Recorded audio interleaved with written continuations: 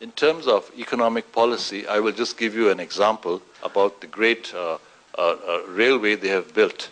Beijing claims to the world that they have spent 4.2 billion US dollars for building this railroad. This railway can bring in 700,000 Han Chinese into Tibet every year. In Tibet, the majority of Tibetan people, say 80%, are agricultural based.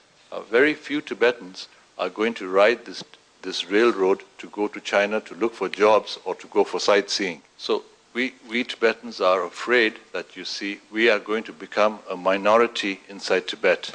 In 1959, there was a population of 30,000 in Lhasa.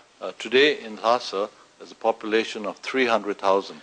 80% of the population are Han Chinese. So this railroad is basically to support the Chinese population inside Tibet. In 1959, prior to 1959, the economic infrastructure of Tibet could support the total population of Tibetans. But today, you see, they have to import things from China for all the Han settlers.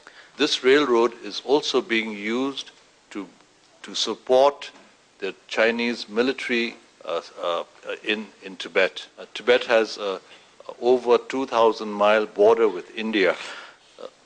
So that's why, you see, India is very worried with the change of the Chinese military support system inside Tibet. China or Beijing has not spent $4.2 billion in Tibet on education or on health services. I just want to relate something which I know personally. You see, recently Christie's auctioned off some of Yves Saint Laurent's Chinese objects. So Beijing says that Christie's does not have the right to auction these things as they belong to China, as these items were looted by foreigners. So I won't talk about 150 years ago things, but I will tell you what happened in 50 years. In 1960, I know for a fact, because some of my friends came out from Lhasa, Beijing for 20 days ransacked the Potala Palace and took all the treasures which had been collected over centuries.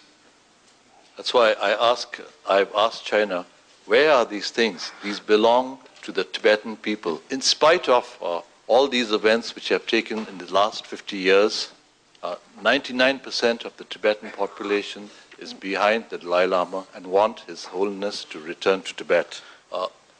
In 2008, after the events which took place in Tibet, His Holiness called for special meetings to take place in Dharamsala, and these meetings, His Holiness wanted the people of Tibet to decide on what road we should take. Since 1960, we have some form of democracy in exile. And His Holiness feels that if one day we go back to Tibet, we will still have some form of democracy. I just like to tell you the basic results. You see, during the meeting, 80% of the candidates decided that we will follow the present Dalai Lama's policy, middle path policy.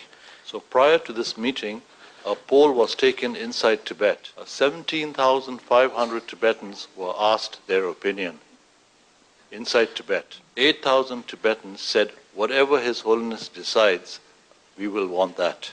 5,000 said they want complete independence. And 3,000 said they would want the middle path policy. This is to give you an idea of what Tibetan people think. In 2008, in November, Beijing retracted the statement saying that Deng Xiaoping did not make his famous statement in 1979. That's why in Dharamsala I made a statement saying that, you see, Beijing is a group of liars and cheats. In my personal view, I think that, you see, after 50 years of misrule and after 30 years of negotiation, where I have been a player, I cannot live under the Chinese communists. I believe personally that the answer for Tibet is complete independence. As this is my personal opinion and the opinion of a minority, but I feel that in the long term, that you see, we will one day see a free Tibet, and we have every right to determine, to have self-determination, self-determine our future. Beijing, or when Prime Minister Wen Jiabao has made a statement saying that the doors for negotiation are still open. Personally, I feel this is completely, you see, to fool everybody. Beijing is using dialogue just for dialogue purposes. And this is because of the extreme international pressure Beijing gets. Beijing wants to tell the world, yes, we are talking to the Dalai Lama. But we Tibetans, on the other hand, feel that dialogue should produce results. You see, in the last 2 years, Beijing is showing an arrogance of power. They say a lot of bad things about His Holiness the Dalai Lama. Beijing is using Tibet to create a false sense of nationalism. I think it's very important to be able to educate the Chinese people on what His Holiness is thinking.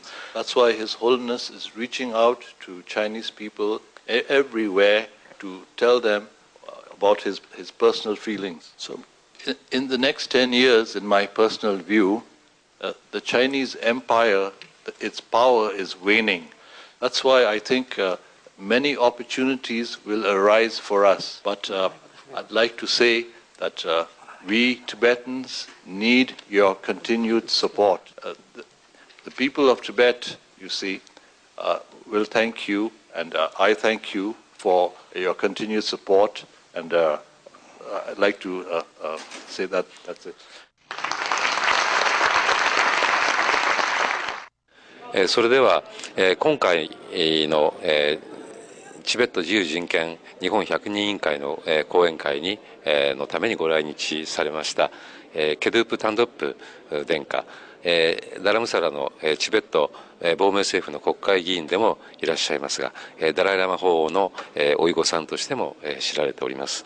それでは殿下に、いろいろお話をお伺いしたいと思います。どうも今回お疲れ様でした。Ngata nga danda samba di yorwa, ani rimi yorwa hanzo pewe tenda di injiminji shingo dos, kache domi top dancing and di zamling mi kanga gyabgyo chigyoris, di danda rimi yorwa hanzo domi top dan tone gyabgyo chirojis, kundi chogi danda pomburwa, di danda chö tone ta chik shukshimbo shidalabna, di des digmindo ine 달로 군두기 송셰 디나얼와 슈크심부 시부 송샤스 카천 롱업스tam바기 더 게미 궁디엔 페나 독자 가르 체부디 차잔 송소스 디든다 페나로 아니 단다냐라 레스 럽기 아니 게미 디자오네 디마레스 디자오네 마레스 럽디 바디든다 군디네 달로 송셰페 슈크심부 나요 레스팅아 게르기 섬즈인스 다데 리비노 용제달로 Pejelo Shipchul Haks to Gary. And in Kaduina, Ribimi Sutrubina, Ribimi, and Pebe is Labdu, and Pebemi, and Nanzukiran's Gabgo, yes, Tadi, strong impression she wish years, Titunda, Danda, Maombal, and Nanzogi Pebe, Tachitundarwa, support Cherogis, Dimother Shendang, Labgames, and Digan, me Mangche, and 토체나 럽기스 같은 nga gertone ani migangal tochena 럽트민도 이네들인가 간즈미 토고 간갈가 토체나 럽기스 どうもありがとうございました。Thank you. Thank you. Thank you.